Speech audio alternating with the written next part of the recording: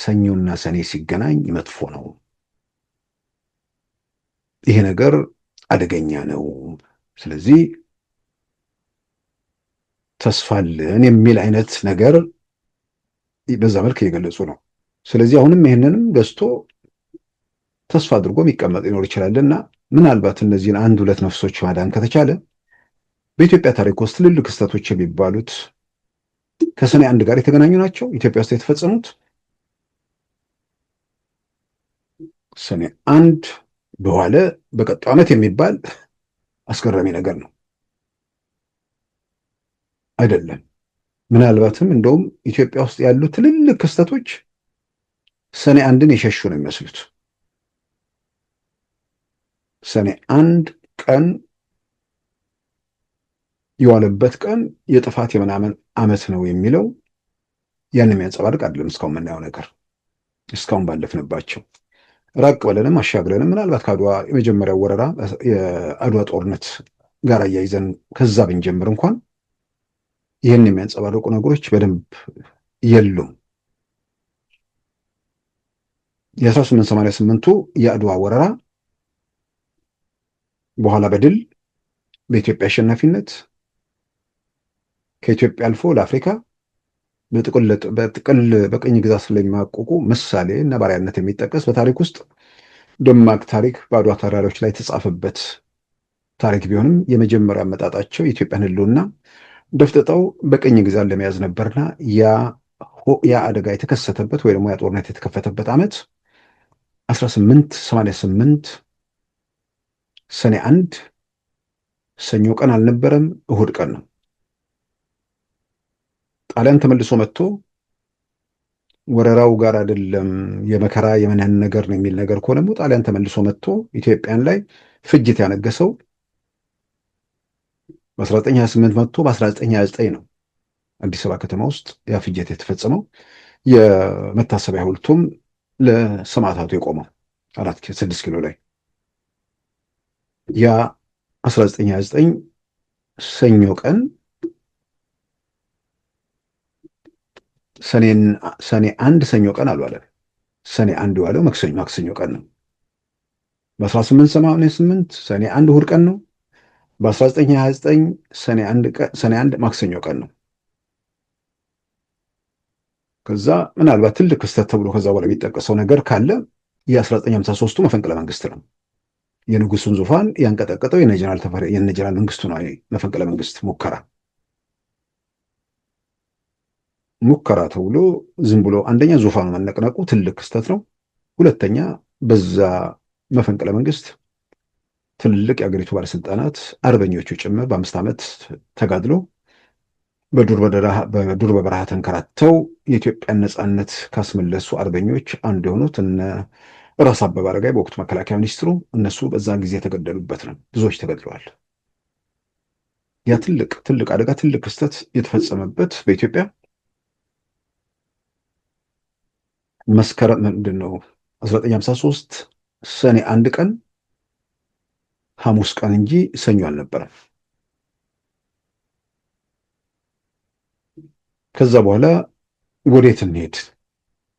ቀጥሎ የንጉሱ ዙፋን ላይ እንቆይና ትልቁ ክስተት እሱ ነው። አሁንም ከ13 ዓመት በኋላ ስር ነቀል የሚባል መፈንቅለ መንግስት ሙከራ ወይ ደግሞ እርምጃ በንጉሱ መንግስት ላይ ዙፋናቸው ወንበራቸው በደንብ የተነቃነቀው በ1966 ነው። 66 ዓመተ ምህረት ሰኔ አንድ ቀን ሰኞ አልነበረም፣ ቅዳሜ ቀን ነበር። አይደለም 66 አይደለም ከዙፋን የተወገዱበት 67 ነው መታየት ያለበት ከተባለም 67 ሰኔ አንድ ቀን እሁድ ቀን ነው። እንደውም እስካሁን እንደምናየው ኢትዮጵያ ውስጥ ያሉት ትልልቅ ክስተቶች ከሰኔ አንድ ሰኞና ሰኔ እየራቁ ነው ያሉት ማለት ነው። ቀጥሎ ምናልባት በደርግ ጊዜ ያለውን ትልቁ ክስተት ተብሎ ቢጠቀሰው ዓለም አቀፍ አርዕስት የነበርንበት ከፍተኛ የረሃብ አደጋ በኢትዮጵያ የተከሰተበት ነው። አንዳንድ አሃዞች እስከ ሚሊዮን የሚሉት ግን በመቶ ሺዎች ያለቁበት ዓለም ላይ ያሉ የኪነ ጥበብ ሰዎች እነ ማይክል ጃክሰን ጭምር ዊ አር ዘ ወርልድ ብለው አዚመው ፈንድ ያሰባሰቡበት ትልቅ ፕሮግራም ማለት ነው። ትልቅ አደጋ በኢትዮጵያ ላይ ያጋጠመ ያ በ1977 ሰኔ 1 ቀን ሰኞ ቀን አልነበረም፣ ቅዳሜ ቀን ነበር። ከዛ በኋላ እንግዲህ ትልቁ ክስተት የ81ዱ መፈንቅለ መንግስት ነው። የ81ዱ መፈንቅለ መንግስት በኢትዮጵያ ውስጥ የ53ቱም መፈንቅለ መንግስት የ1966ቱም የ1967ቱም የ1929 ጭፍጨፋም የ1888ቱ የአድዋ ወረራም አንዳቸውም ሰኔ 1 እና ሰኞ አልተገናኙም።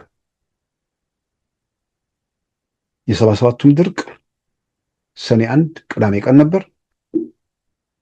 ቀጥሎ ያለው የ81ዱ መፈንቅለ መንግስት ከ4 ዓመት በኋላ በኢትዮጵያ ውስጥ አሉ የሚባሉ የአገሪቱ ጀነራሎች የምድር ኃይል ዋና የጠቅላይ ኤታማዦር ሹሙ፣ የምድር ኃይል ዋና አዛዡ፣ የአየር ኃይል ዋና አዛዡን ጨምሮ የዘመቻ መምሪያ ኃላፊ አክሎ ከፍተኛ ወታደራዊ መሪዎች በአዲስ አበባና በአስመራ መፈንቅለ መንግስት ሙከራ ያደረጉበት፣